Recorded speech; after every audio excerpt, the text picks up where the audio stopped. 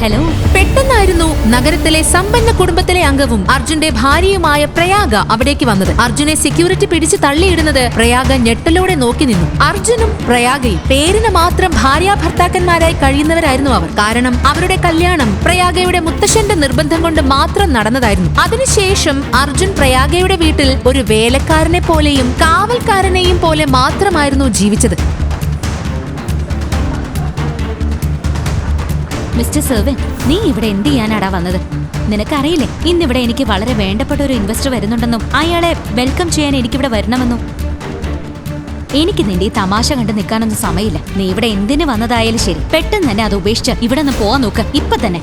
പ്രയാഗ, എനിക്ക് എമർജൻസി ആയിട്ട് അമേരിക്കയിൽ പോയേ പറ്റൂ. എന്റെ ടിക്കറ്റ് അകത്താണ്. എനിക്ക് അകത്ത് കടന്നേ പറ്റൂ. പ്ലീസ്, നീ എന്നെ എങ്ങനെയെങ്കിലും സഹായിക്കേ പ്ലീസ്. How dare you! അനുവാദം ഇല്ലാതെ എന്റെ ദേഹത്തെ കൈവച്ച നീ വിവരം അറിയും.